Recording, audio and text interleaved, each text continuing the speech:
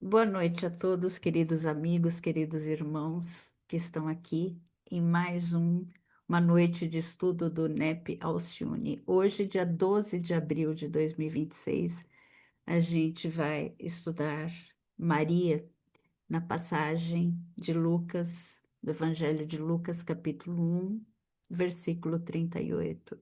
Sejam todos muito bem-vindos. Eu vou chamar minha querida Vera para fazer a nossa leitura e em seguida para fazer a nossa prece. Vera, minha querida. Boa noite a todos.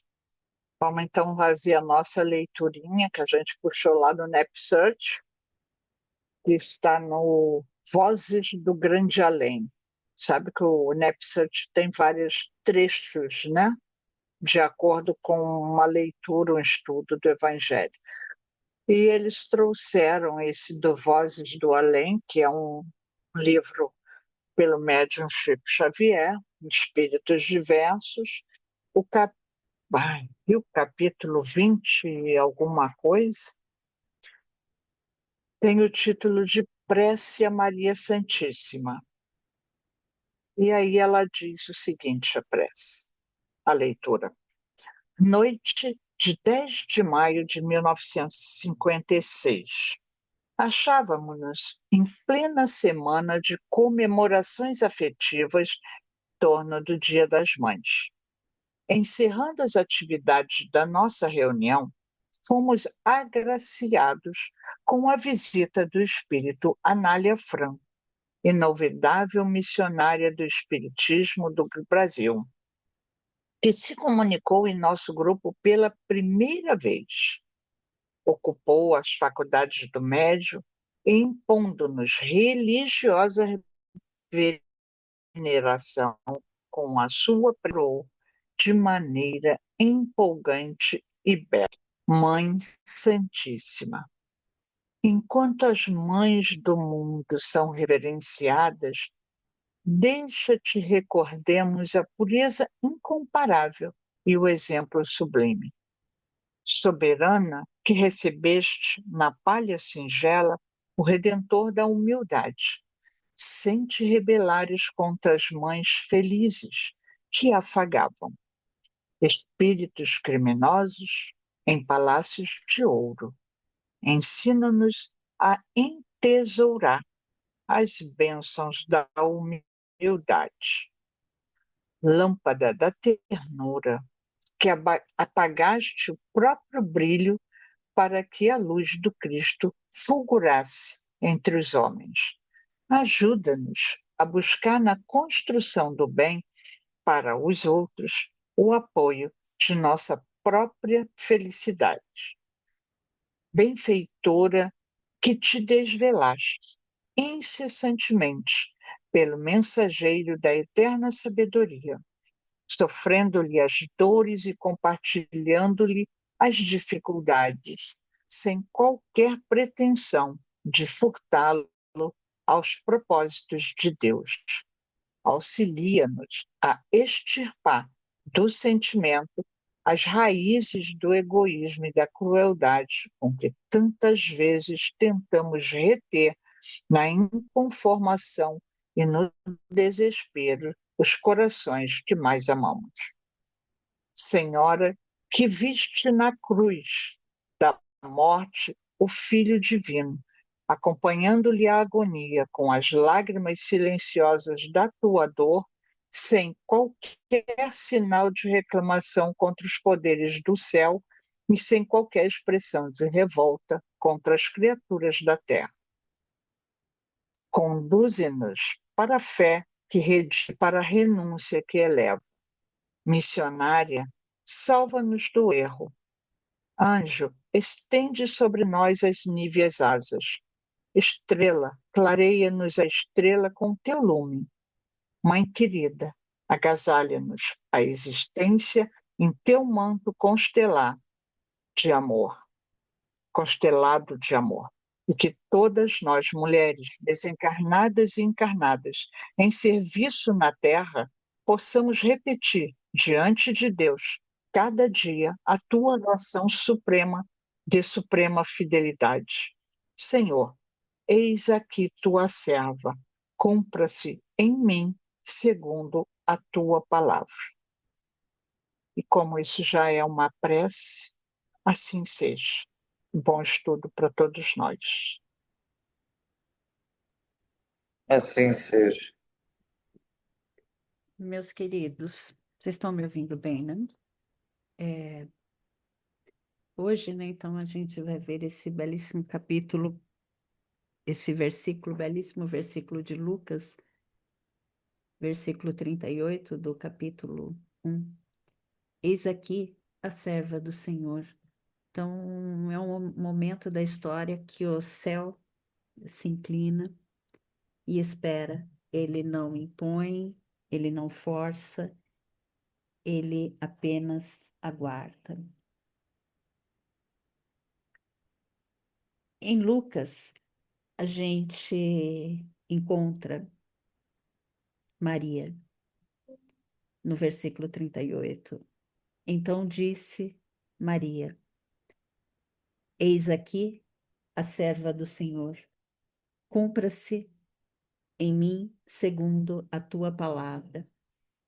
A gente encontra essa fala atribuída a Maria em um desses momentos eternos, né? O instante em que uma alma, um espírito, em silêncio e consciência, responde ao chamado divino.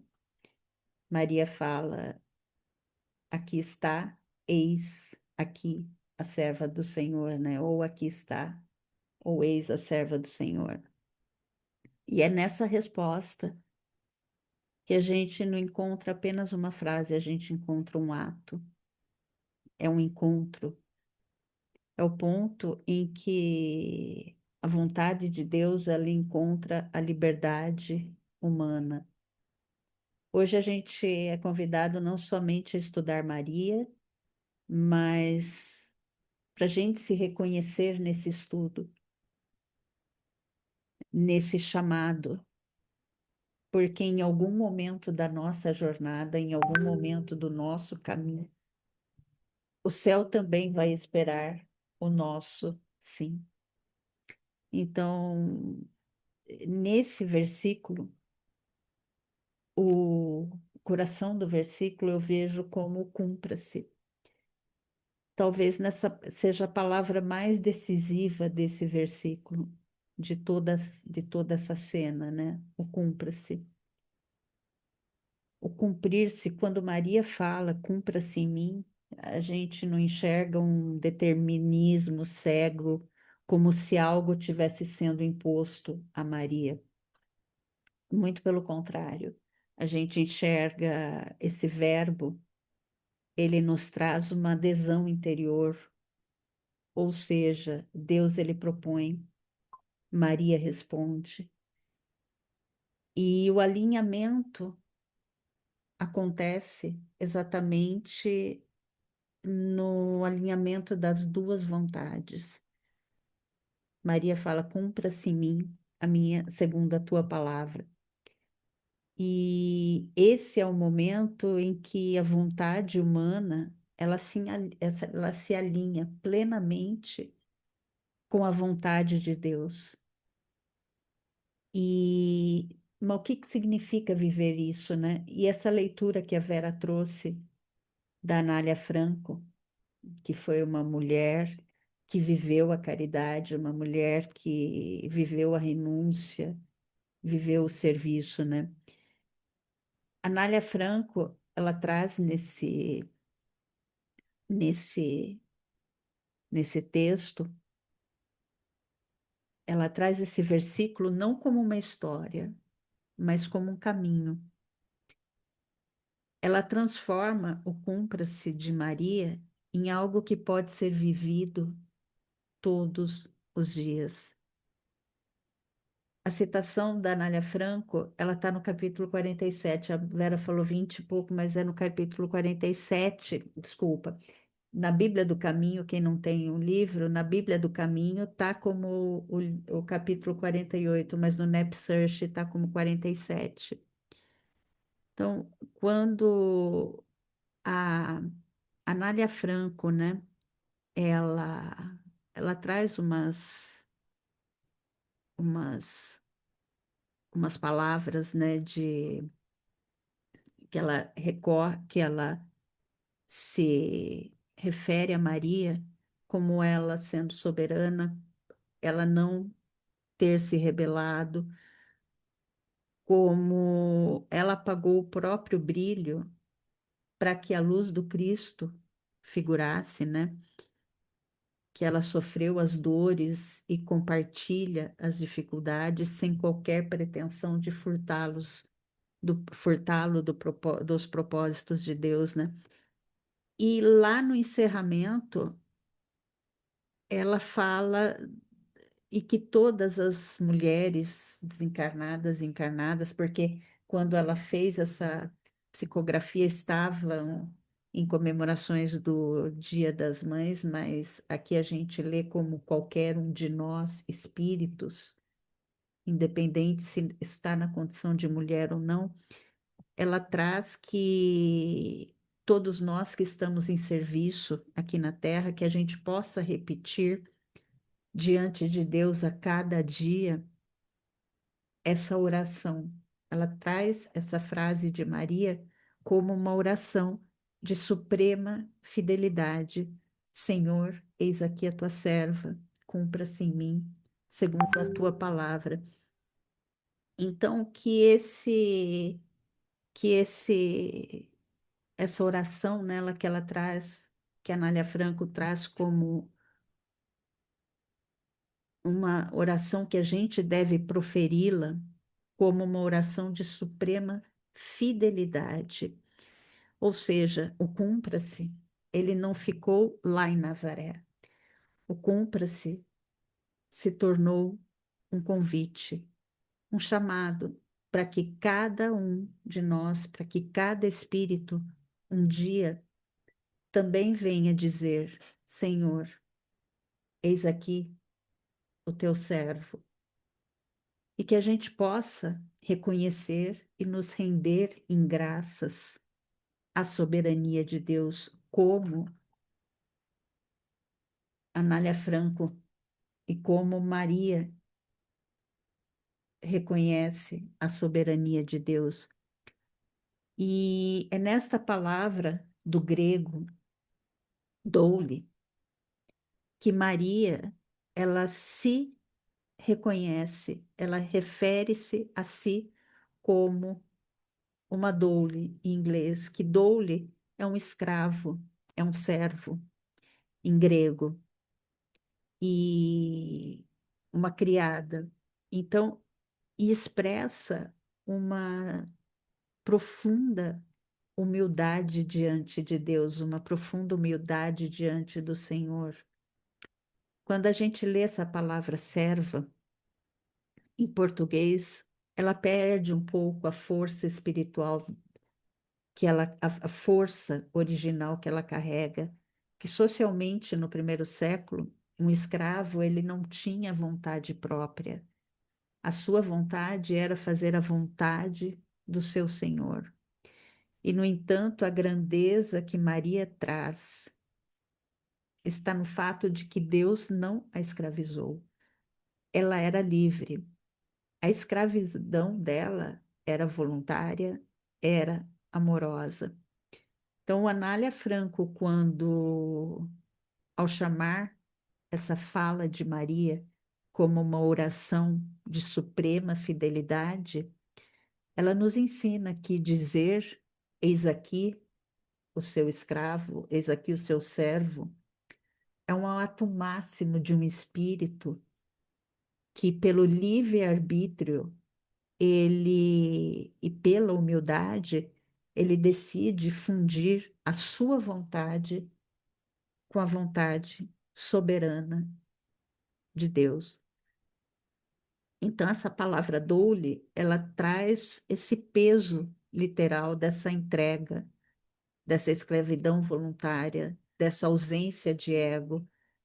E a Anália Franco, ela nos traz nesse texto uma aplicação espiritual de uma prece.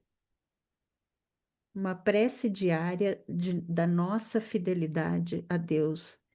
Então, nós encontramos Maria, voluntária, com essa submissão voluntária e humilde, um espírito que reconhece a soberania de Deus. E a gente vê essa liberdade, né, do livre-arbítrio como uma condição do agir divino. Deus, ele não invade, Deus, ele não impõe.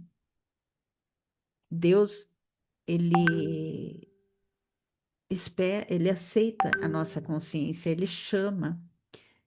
E isso aparece em vários momentos da Escritura, Deus nos chamando, como lá no Apocalipse: eis que estou à porta e bato, se alguém vir após mim, né? Então, Deus, essa relação há essa relação com Deus. Então, quando Maria fala serva do Senhor, quando Maria diz eis aqui a serva do Senhor, não é uma submissão. Ela não é uma condição de inferioridade. É uma consciência do lugar onde ela está, do lugar espiritual dela. E no pensamento judaico, ser servo de Deus, Evet Adonai, não é alguém diminuído. Ser servo de Deus é alguém alinhado à vontade divina. Moisés é chamado de servo, Davi é chamado de servo, os profetas são chamados de servo. Então, Maria, quando ela se coloca na linha dos que cooperam com Deus, a gente vê que não é uma resignação, é uma decisão ativa, porque a resignação, essa resignação passiva, seria ela aceitar sem compreender, seria ela se submeter sem consciência ou ceder por uma incapacidade, mas Maria não. Maria, ela escuta o anjo, ela questiona, como nós vimos no último estudo dela, como se fará isso? Ela compreende todo aquele sentido e então ela decide.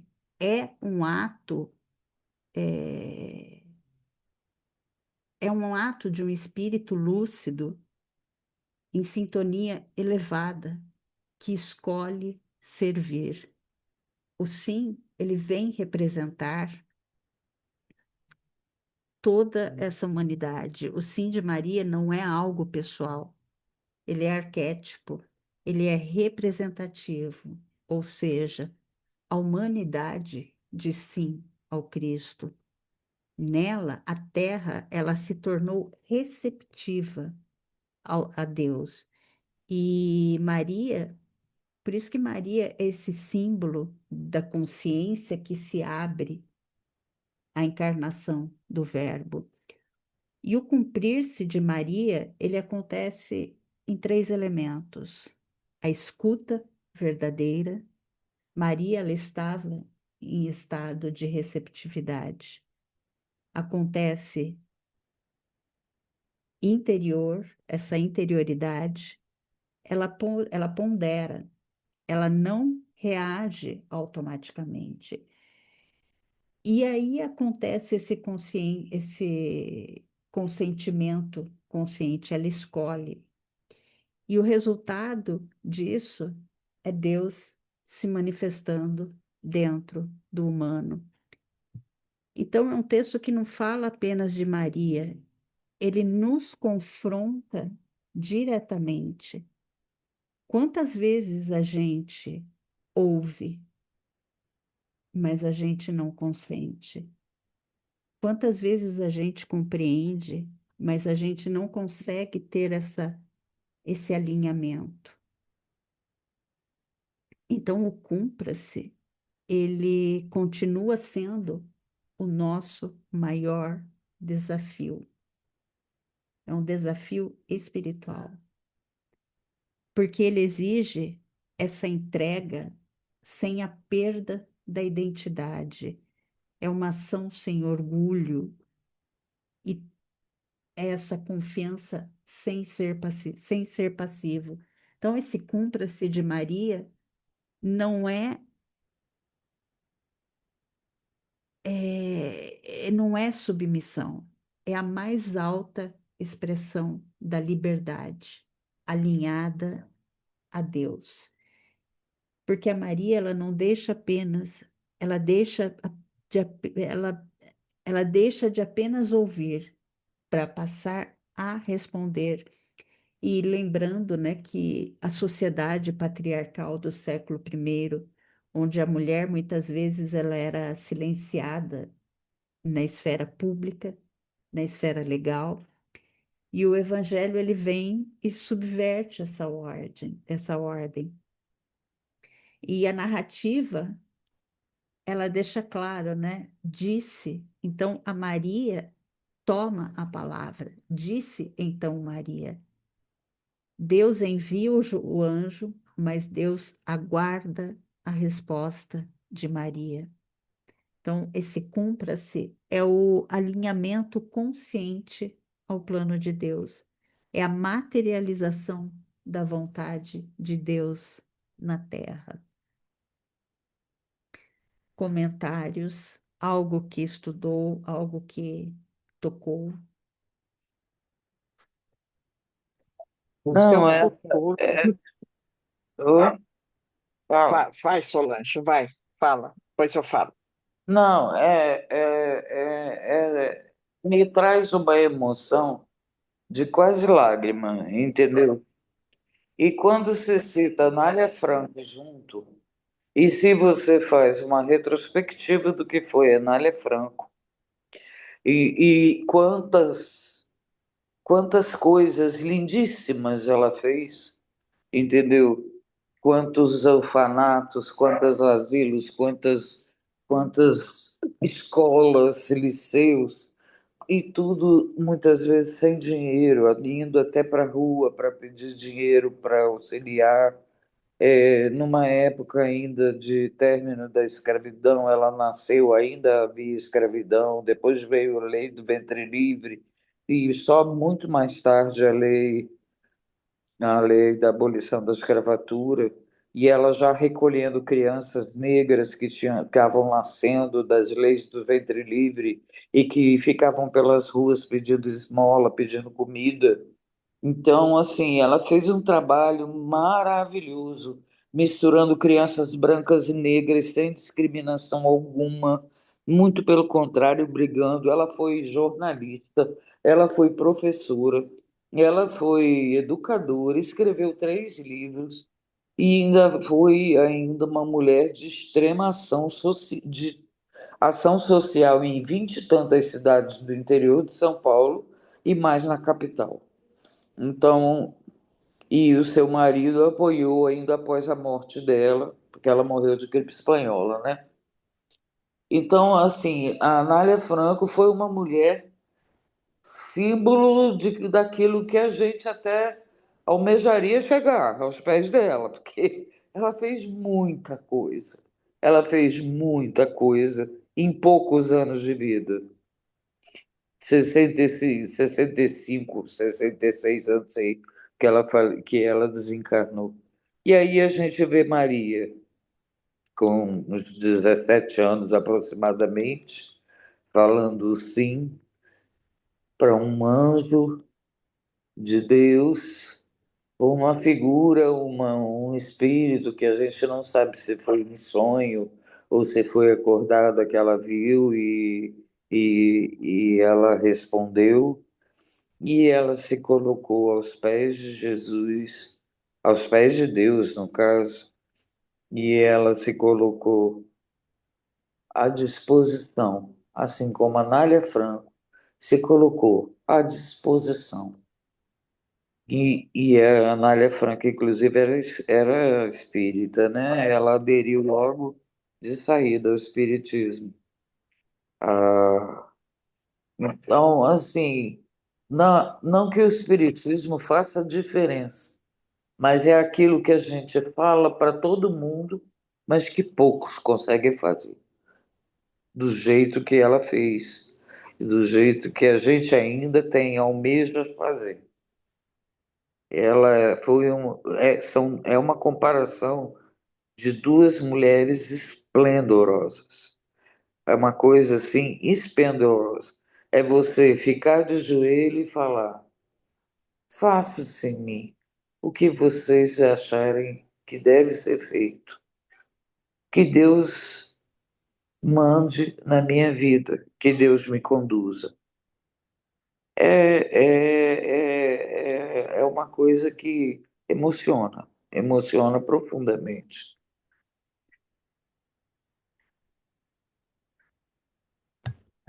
Só Eu, isso. eu ia comentar que esse é o destino de todos os espíritos. Não a percepção de um ser externo que me direciona, mas é eu me integrar em Deus, eu passar a ser, sem perder a minha individualidade, passar a ser parte de Deus, viver, vivenciar tudo que aquilo que Jesus ensina. Então a gente se transforma.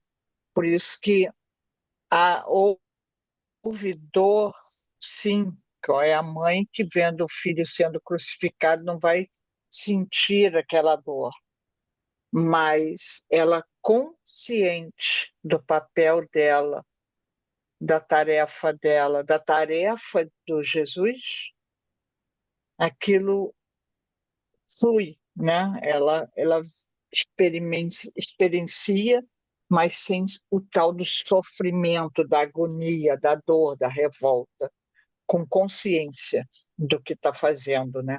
É muito interessante, é o destino de todos nós, é aprender a ser assim, né? Bom,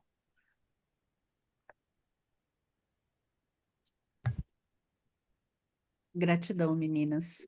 Solange, Chegaremos por... lá, né? Ah, Chegaremos sim, lá. todos nós chegaremos. Todos, todos. É, esse sim, né? Ele acontece, né? Quando a gente olha assim superficialmente para essa passagem, a gente tem coisas que a gente não percebe, né? E uma delas é essa passagem, ela aconteceu entre dois mundos. De um lado, a graça espiritual, né? Do outro, o risco terreno. E é exatamente entre esses polos, entre esses dois polos, que o sim de Maria acontece. Vamos começar aqui pela graça. Maria, ela é visitada pelo anjo, né? Pelo anjo Gabriel, e ela recebe um anúncio que não é comum. Ela é escolhida para receber um espírito puro. E mais do que isso, né? Maria, ela é chamada de agraciada. Isso significa que dentro dela, que nela, existe toda uma preparação espiritual, existe todo um planejamento, uma construção interior, um viver alinhado em Deus. O céu confia nela, mas a terra a condena. Por que que a condena, né? Maria estava prometida a José. E isso não era um namoro como hoje, né? Como também nós já vimos. Era um compromisso legal. E uma gravidez fora da consumação do casamento não era apenas mal vista, ela era condenada. Então Maria, ela corria esse risco real da vergonha pública, da rejeição e até de morte. Então percebam, quando Maria diz sim, ela não está dizendo sim apenas para Deus. Ela está dizendo sim, sabendo tudo o que ela pode perder na terra. E a gente percebe que esse sim, ele deixa de ser apenas espiritual e passa a ser existencial, porque ela não está apenas aceitando uma missão, ela está assumindo um risco. E talvez isso seja o que mais toca a gente, né? Porque muitas vezes a gente quer graça, nós queremos graça, a graça, mas a gente não quer correr riscos. A gente quer Deus, mas a gente não quer abrir mão da aprovação do mundo. Maria, ela não teve esse privilégio.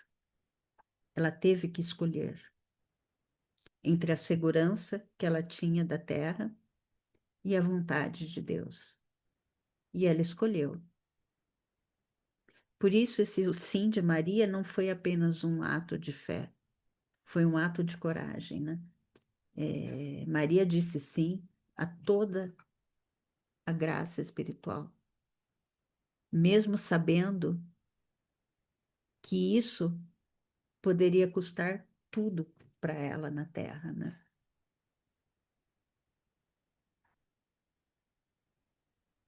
E a gente vê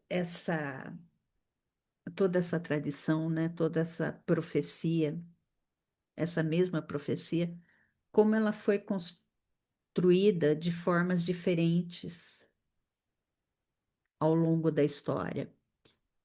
Isso não é um erro, né? Isso é um processo, faz parte do processo. A gente tem aqui três camadas de leitura: a tradição hebraica, a tradição grega e a visão que a gente tem com as lentes do espiritismo, né?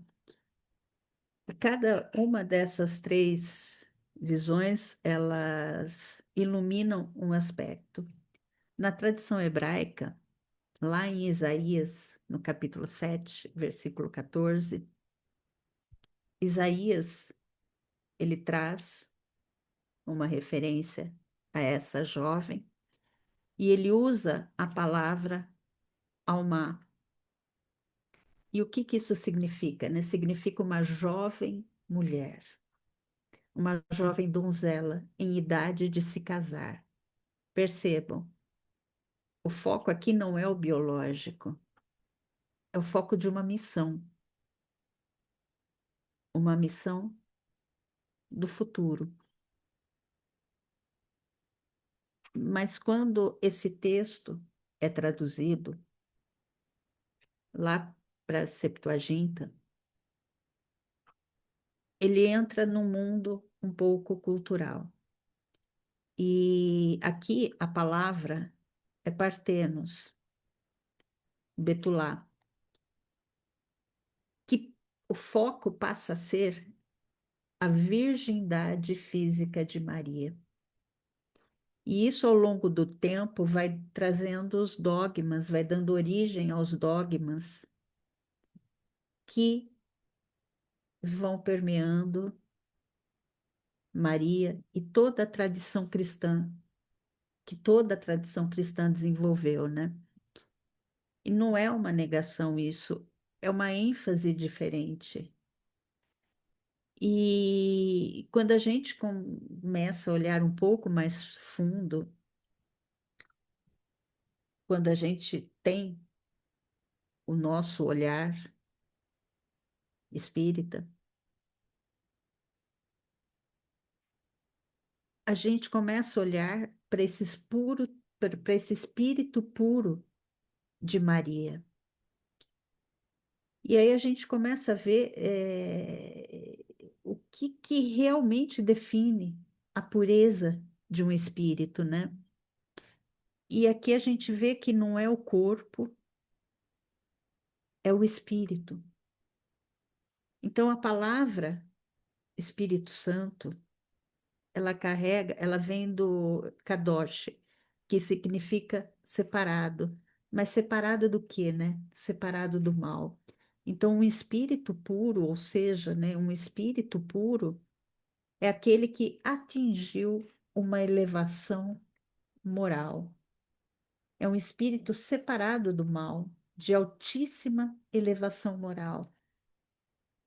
Então, percebam a beleza disso. A tradição olhou para o corpo, a doutrina espírita, ela olha para a alma, ela olha para o espírito. Porque se a pureza fosse algo físico, ela não seria alcançada por nós. Mas sendo moral, ela se torna um caminho, ela se torna um Ah, muito convite. bem. Eu tô arrepiadinha, ó. Alguém quer falar? Ou é microfone aberto apenas? Então, Maria não é que Maria é grande por uma condição biológica. Maria é grande porque ela é um espírito absolutamente alinhado com Deus. E isso é o que nos aproxima de Maria.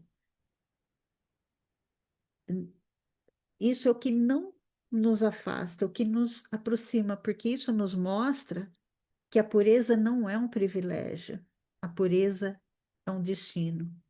A pureza é o nosso destino. Então, a verdadeira pureza de Maria não está no corpo que ela teve, mas no espírito que ela se tornou. Não é a pureza virginal, o que Maria se tornou, o espírito que Maria se tornou. Eu coloquei no grupo, né? Todo o estudo de hoje, ele foi construído a partir do NEPSearch, né? E no NEPSearch, ele traz nas referências, né?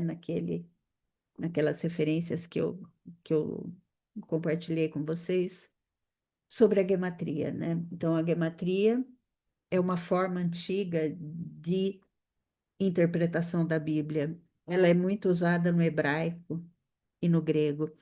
E a gematria, ela carrega simbolismos, significados simbólicos, envolvendo letras, envolvendo números, e para a gente conseguir olhar um pouco mais atrás, por trás da palavra, ou seja, a gematria, ela tem raízes e necessidades muito reais àquela época.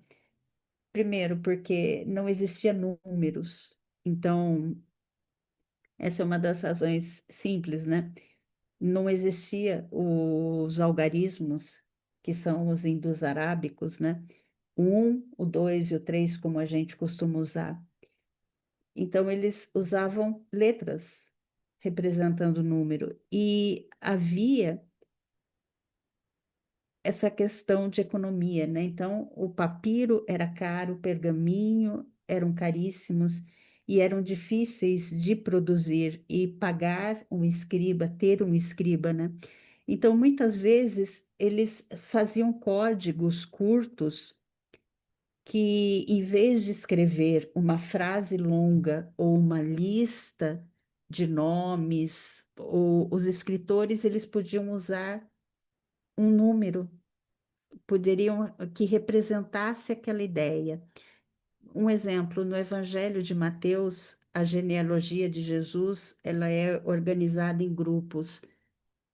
O nome de Davi, em hebraico, ele soma 14.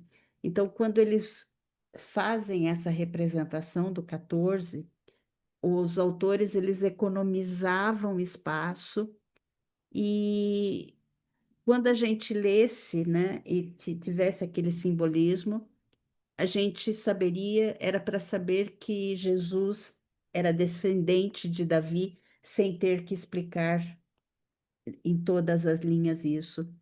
E a gematria, ela vem lá da tradição do povo de Israel e ela aparece em estudos judaicos antigos, na tradição rabínica e em leituras mais profundas. E no NepSearch ele trouxe essa questão que nesse versículo aparece a dualidade que o 2 representa. Então, é um versículo carregado com o simbolismo 2, que quer dizer, representa essa dualidade, esse reflexo, contraste e testemunho.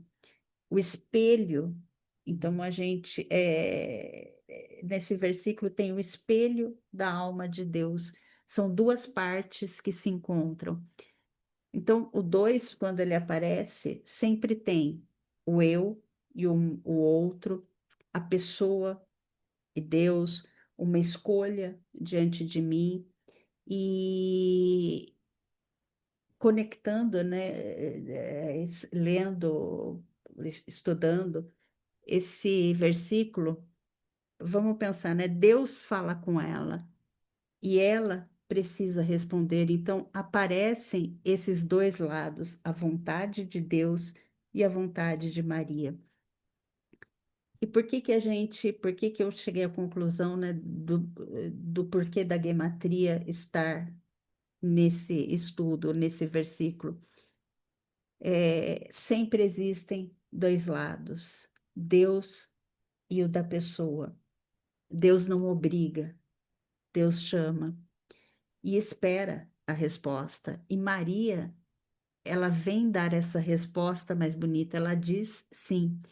Então, ela, a Maria, ela se revela nessa relação de Deus com ela, de quando a criatura se coloca diante de Deus.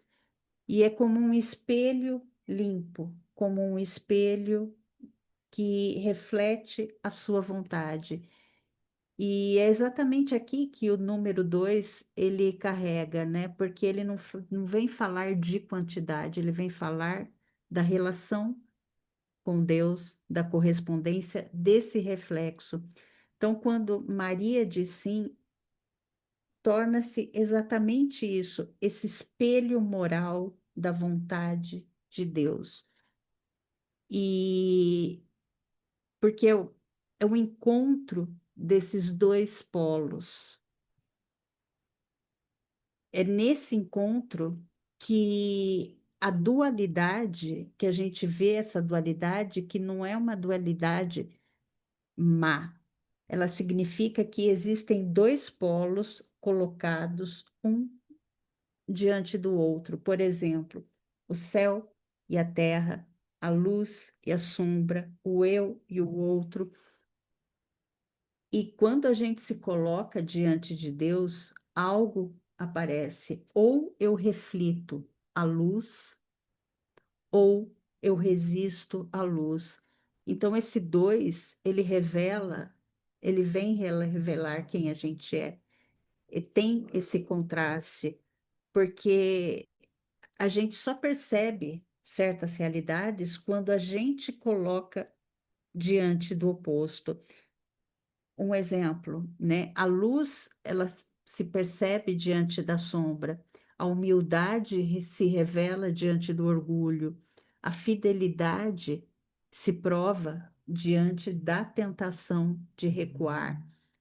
E essa imagem central desse espelho moral é muito bonito, porque quando a gente consegue, quando a gente olha para esse simbolismo, nos faz pensar que a nossa alma humana, ela foi chamada não para viver desconectada, mas para refletir algo mais alto.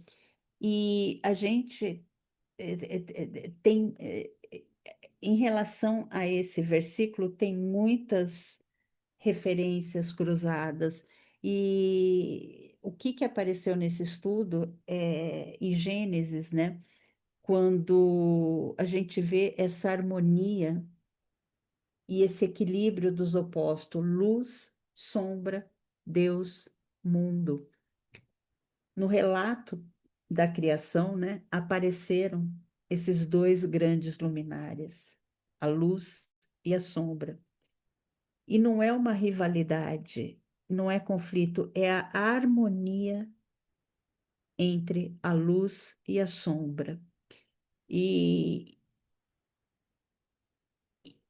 quando a gente olha, né, para Eclesiastes também, que é uma outra referência que aparece essa dualidade, o número 2 ele vem apresentar numa dimensão mais humana. É, quando fala, né, que melhor é serem dois do que um, porque se um cair, o outro levanta, ou seja, nós não fomos feitos como autossuficiência absoluta. A gente cresce na relação, a gente amadurece na convivência, porque a gente sempre é levantado pelo outro. Então, é deixar-se ajudar, né? Quando a gente consegue corrigir, quando a gente consegue sustentar e elevar. Então, é essa a relação com o outro. E em Mateus, no capítulo 18, versículo 19, né? Porque o 2 também carrega essa questão do testemunho. É, quando fala, né? Quando dois corações concordam no bem, tornam-se o espelho perfeito da vontade divina. Então, o 2 é concordância, o 2 é comunhão. E a concordância não é apenas pensar igual em tudo, mas é essa sintonia essencial no amor, na verdade, na busca do bem, na fidelidade ao alto. E aqui a gente volta para Maria, né? E esse cumpra-se de Maria é o momento em que a vontade humana concorda com a vontade de Deus. É aquele alinhamento, é o alinhamento. Então Deus chama, Maria responde. E dessa concordância vem a história da redenção. Então, esse espelho moral é a capacidade que a gente tem de refletir aquilo com que a gente está em sintonia. Se a gente está dominada por egoísmo, o que que a gente vai refletir? A gente vai refletir desordem. Se a gente está em sintonia com Deus, nós vamos o quê? Nós vamos refletir luz. Maria é chamada como esse espelho moral, porque nela não vemos resistência, a gente não vê vaidade, a gente não vê uma apropriação da missão, a gente vê essa correspondência, a gente vê essa transparência, a gente vê essa alma que reflete a vontade de Deus com pureza. E aí a gente pergunta, né? A gente olha para essa imagem desse espelho moral e a gente pergunta, né? O que que a minha alma tem refletido? O que que a gente tem refletido?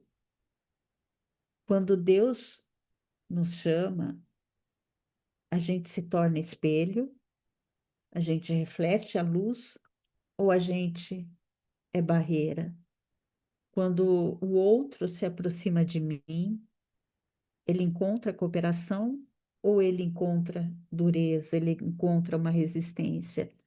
Então, essa alma humana ela atinge sua beleza mais alta quando colocada diante de Deus, ela não deforma essa luz, ela reflete a luz. Então, Maria nos ensina que a santidade não é apenas obedecer, a gente tem que tornar-se esse espelho. A gente tem que chegar a tal ponto de ter esse alinhamento interior. Então, que a vontade de Deus ela encontra, que ela possa encontrar em nós, não resistência, mas que ela possa encontrar esse reflexo. Então, o sim de Maria é esse momento que a alma humana ela deixa de se opor à luz e passa a refletir a luz. E aqui a gente vê o que acontece quando esse sim que a Anália Franco trouxe lá para a gente, né, de como vivenciar, de trazer essa vivência, e quando esse sim é vivido ao longo da vida, quando o simbolismo desse dois que a gente viu um pouco, pode parecer um pouco confuso, mas quando esse simbolismo desse dois nos encoraja a caminhar, nos encoraja a cumprir, porque o dizer esse cumpra-se não é simplesmente um instante, é um caminho. E o caminho, ele passa por descidas e também passa por subidas. A gente olha para esse caminho como a nossa trajetória espiritual, né? A evolução do espírito, ela não acontece em uma linha reta.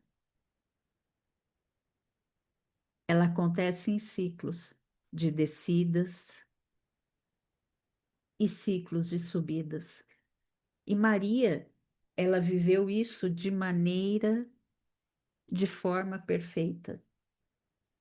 Observe, né? Vamos olhar um pouco para essa imagem. Ela desce, atinge um ponto profundo e depois sobe. São momentos, né? Isso representa a nossa vida espiritual. São momentos de provação em que parecem queda, mas são, na verdade, são o que são preparação. É uma preparação. E tem os nossos momentos de elevação, que são fruto dessa nossa travessia. Então vamos começar, né? Aqui a descida. A gente encontra, vamos pensar em Maria, né? A encarnação na humildade, uma manjedoura, nada de glória humana. E depois vem as dificuldades de Maria, as perseguições aos filhos, ao filho. E o ponto mais profundo, né? A cruz, a dor silenciosa ao pé da cruz, sem revolta, sem ruptura com Deus. É o momento da prova, né? Quando o espírito é testado. E no amor, na fé e na fidelidade, toda dor, ela reflete um aprendizado. Toda prova tem um sentido redentor, ou seja, nada é vazio, nada é sem propósito. É a cruz, né? A dor silenciosa da cruz. E aqui está, nesse momento que ela está aqui, é um dos maiores ensinamentos de Maria. Ela sofre, mas ela não rompe com Deus. Ela não se revolta, ela permanece. E aí vem a redenção. Então começa a subida, porque no momento da dor, ela não rompeu com Deus. Ela não se revoltou. É a continuação do trabalho, o amparo, o cuidado com os aflitos. Então a vida, ela não termina na dor, ela se transforma e culmina na elevação espiritual, na consagração, na paz, na luz. E como que tudo isso se conecta, né? A gente viu essa questão do número 2, Deus e a resposta humana. E aqui a gente vê o que que acontece depois da resposta. Então, esse sim de Maria abriu um caminho que passa pela dor, mas que leva à redenção. E quando a gente começa a olhar para isso, a nossa forma de ver a vida começa a nos dar sinais, né? Porque quando a gente está na descida, achamos que Deus nos abandonou, mas não. Podemos estar exatamente nesse processo de crescimento. Então, esse vale aqui não é o fim, é parte de todo esse caminho. Então, Maria, ela vem nos ensinar que essa fidelidade verdadeira não está no momento do sim,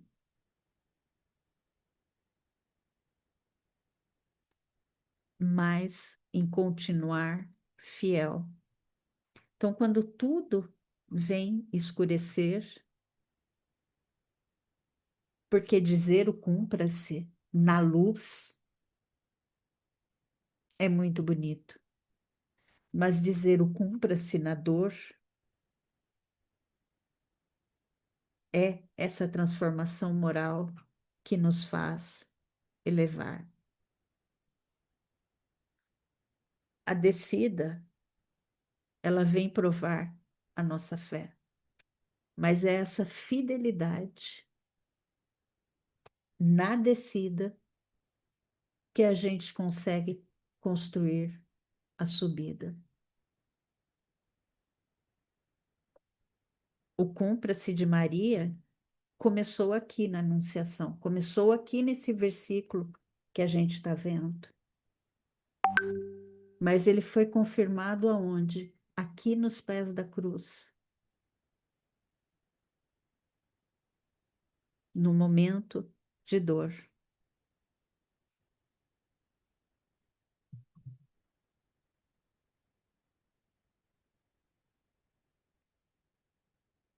Então, a gente viu essa subida e essa descida.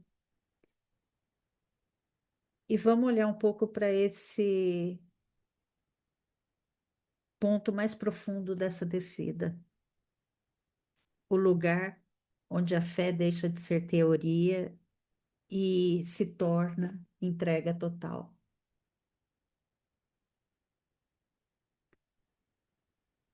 Quando a gente chega aos pés da cruz, como Maria chegou aos pés da cruz, tem algo muito difícil de compreender: a dor de uma mãe diante do sofrimento do filho. Mas não é apenas sobre isso. Ele fala da forma como essa dor foi vivida. Maria viu o nascimento, Maria viu a estrela, Maria viu a promessa, mas lá no fim, naquele vale, ela viu a coroa de espinhos. Ela viu a zombaria. Ela viu a rejeição. Imagina isso, uma mãe vendo tudo aquilo. essa consternação, essa é a consternação humana, né? Maria sente, ela não é indiferente, ela não é fria, ela ama. E exatamente por amar, Maria sofre profundamente. Mas mesmo sentindo tudo aquilo, ela compreende, ela entende que existe uma vontade maior acontecendo. Então, os desejos humanos dela se submetem novamente à vontade divina. Não é ausência de dor, é consciência espiritual. E é um silêncio heróico de Maria, porque o mais fácil seria ela reclamar, seria ela questionar, seria ela revoltar-se. Mas Maria, aos pés da cruz, ela permanece sem acusar o céu, sem culpar os homens. Ela sofre, mas ela não rompe com Deus. E aqui tudo vai se conectando. O cumpra-se de Maria, o cumpra-se de Maria aqui da Anunciação, do anúncio, não ficou apenas lá no início. Ele vem reaparecer aqui, em silêncio, na dor, aos pés da cruz. E Maria não repete a frase com palavras, mas ela repete com a vida. Então, o cumpra-se agora, ele é vivido no sofrimento. E talvez esse seja o ponto, acho que mais difícil para nós, porque dizer o sim quando tudo está bem é mais fácil, mas dizer sim quando a gente não entende, dizer o sim quando dói, quando tudo parece injusto, isso exige um outro nível de fé. Então, Maria vem nos ensinar que a fé verdadeira não desaparece na dor. Ela se aprofunda, ela se purifica, ela se torna entrega. Por isso, quando o texto diz, né, aos pés da cruz, o Espírito de Maria reafirma silenciosamente: Senhor, eis aqui a tua serva, cumpra-se em mim. Então a gente vê que esse cumpra-se não ecoou apenas na Anunciação, ele vem ressoar em silêncio aos pés da cruz. E a maior prova de fé, eu volto a dizer, não é dizer o sim no início, é permanecer dizendo sim quando tudo dói.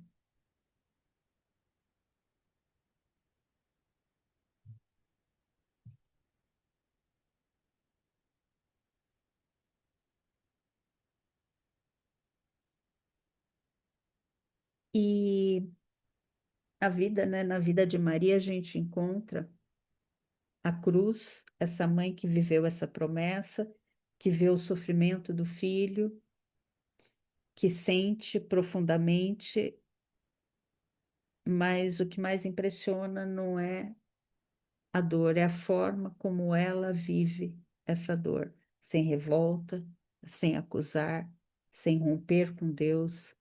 Ela permanece e em silêncio Maria reafirma: o mesmo cumpra-se da Anunciação. Só que agora não na alegria, mas na dor, né? Maria, ela não perde a fé.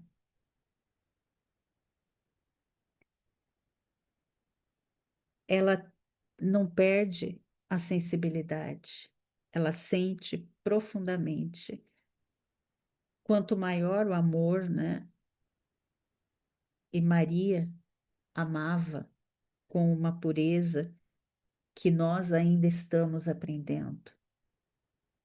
A dor dela não era pequena, a dor dela era imensa. E o que torna isso, esse momento tão forte, é a maturidade espiritual de Maria. Então, muitas vezes a gente pensa, né, que silêncio é fraqueza, mas aqui o silêncio de Maria é força, porque é um silêncio que confia, que compreende, mesmo sem entender tudo. É um coração, é um confiar que se entrega, mesmo doendo. Então, essa compreensão da vontade divina, não é que Maria entenda todos os detalhes, mas ela entende o quê? O essencial, que Deus está conduzindo e que sofrimento tem um sentido. E então a gente vê toda essa renúncia, os desejos humanos dela se submetem não por imposição, mas por consciência. Então, isso é uma renúncia verdadeira, não é perder, é confiar. Então, Maria, ela reafirma esse cumpra-se e Maria, né, ela adota simbolicamente todas essas consciências sofredoras da Terra. E quando a gente olha para o nosso interior, né?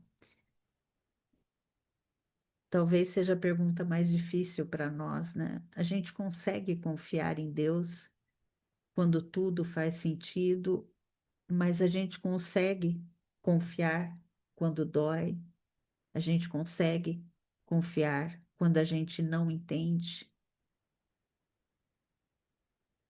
Então, o Cristo, ele vem ensinar que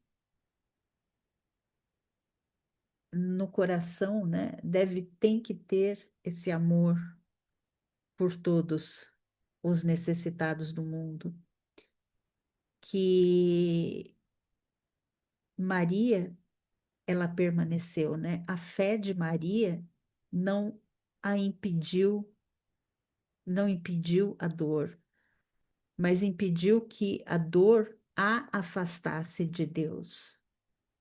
Então, é um não afastar-se de Deus. Quando a gente tem esse amor para todos, a dor não nos afasta.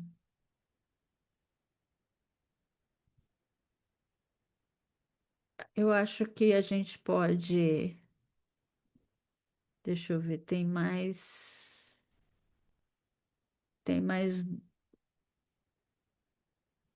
Eu acho que a gente. Esse é um tema que a gente vai continuando, né? Alguém tem algum comentário para falar? Que a gente já está a gente já está caminhando para o nosso fim.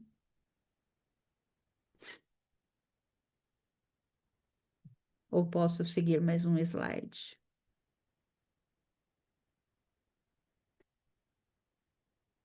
Então a gente percebe que depois da cruz, né, a história não termina. O cumpra-se de Maria, ele continuou. agora como serviço, né? Maria não ficou presa à dor, ela transforma essa dor em amparo. A gente vê em Éfeso, né, a casa da Santíssima, acolhida por João em Éfeso, Maria transforma sua casa em refúgio. Ela cuida, ela acolhe, ela serve e quando chega o momento da partida, né, ela não vai sozinha, ela é recebida por Cristo. Isso a gente vai ver com mais detalhes nos estudos futuros, né, de Maria. E é um gesto de amor e reconhecimento, né? Em Roma, a gente vê todo esse cárcere, mas antes de partir, ela ainda pede para servir. Então, ela vai até os que sofrem, ela vai aos perseguidos, os presos, e leva consolo, leva força, leva esperança. Então, o Cumpra-se de Maria, que a gente está vendo hoje, ele não terminou na cruz, ele se transformou em uma missão contínua. Então, Maria vem nos ensinar, né, que a dor, quando ela é vivida com fé, ela não nos paralisa, ela transforma em instrumento de amparo. Então, quando a gente aprende a sofrer, quando, quando a gente aprende a sofrer com Deus, a gente também aprende a consolar com mais amor. E a gente encerra hoje aqui e deixa o restante para o final, né? Que eu havia preparado, mas o tempo não, não, o tempo já estamos no final. Quem tem comentários sobre o estudo até aqui, que a gente possa pensar nesse cumpra-se, né? Esse sim de Maria que começou nela, mas que quer continuar, que precisa continuar em nós, né?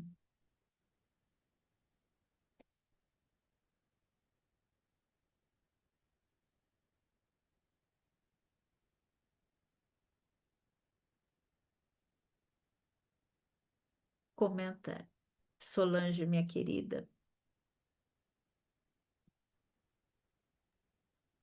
É, esse sim foi até após a morte de Jesus, porque a gente percebe que até o desencarne dela, tudo que ele ensinou, todas as mensagens que ele deixou, todas as formas com que ele tratava as pessoas, os pobres, os doentes, os feridos, os leprosos, ela continuou o mesmo tipo de trabalho que ele fazia, né? Ela e vários e os apóstolos e tal. Então ela se tornou uma apóstola anônima, mas era uma apóstola.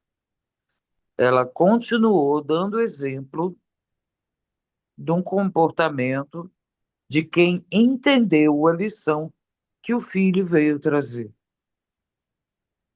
E ela vai assim até seu desencarne. E eu acho que por isso mesmo Jesus vem recebê-lo e faz com ela. O Boa Nova descreve belíssimamente essa parte, né? Essa parte de como ela enfrenta no pé da cruz, como ela enfrenta depois e tudo. Mas e João, primeiro ela fica um pouco com os parentes de José, né? Mas aí eles começam a discutir, discordar do Cristo, começa a confusão e tal. E nisso ela já está querendo sair dali para poder fazer outra coisa, para fazer aquilo que ela tinha feito anos e anos junto com o filho. Aí ela vai E nisso chega João, e aí ela se manda para Éfeso, ao português popular, digamos assim, com toda feliz, porque ela ia ter o cantinho dela, por mais simples que fosse, para fazer o que ela achasse que podia e devia fazer, né? O que me mostra que é a compreensão dos ensinamentos dela, por ela, por Joana de Cusa, por várias outras, são apóstolas anônimas. São todas apóstolas anônimas. Nenhuma delas foi transformada em apóstola pela Igreja Romana, mas foram todas apóstolas. Todas trabalharam como Cristo ensinou, né? Até o fim das suas vidas. Ela, Joana, Madalena e todas elas. E ela, principalmente mesmo.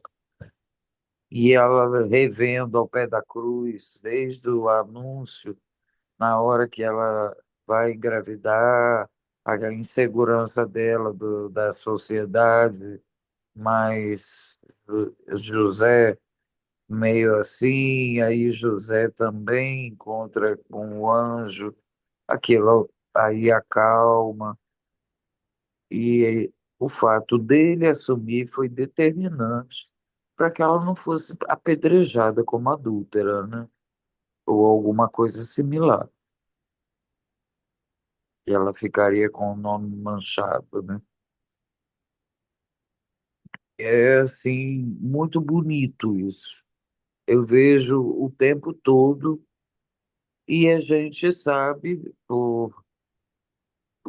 pelos relatos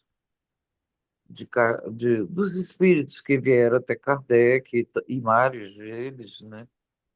Que Maria continua fazendo o seu trabalho assistencial da mesma forma, mesmo após o desencarne.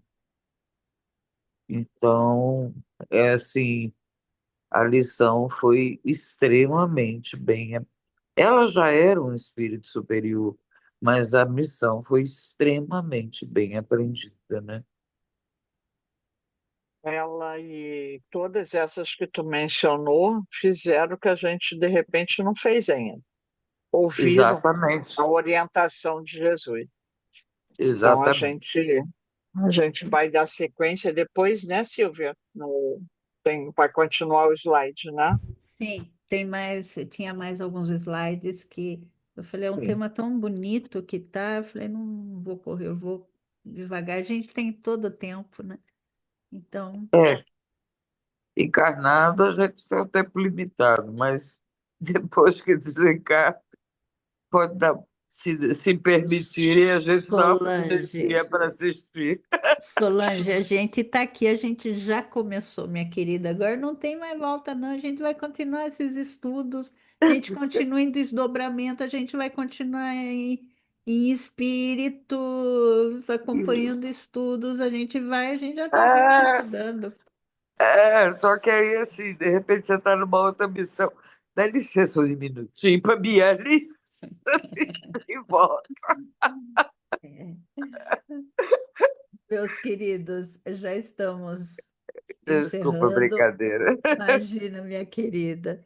Mais alguém tem algum comentário final? Ou se quiserem fazer comentário no WhatsApp, perguntar alguma coisa. Então, o próximo estudo nosso será de Paula e depois a gente continua com o resto desse sim. E aí acho que a gente vai entrar no Magnificar, se não me engano, que é belíssimo, belíssimo. O canto que Maria vem ecoar, né? Então a gente tem chão ainda. Podemos encerrar? Sim, Então, meus queridos, alguém quer fazer a prece? Eu posso fazer. pode fazer. Então, meus queridos, que esse sim de Maria, que começou nela, e que a gente sabe que esse sim de Maria não terminou, que ele continua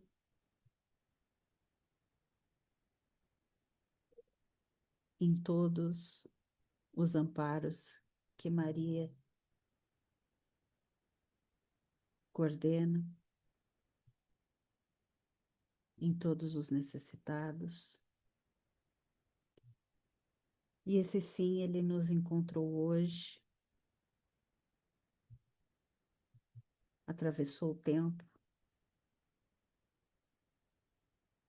ele nos encontra. E a gente termina o nosso estudo hoje com reflexões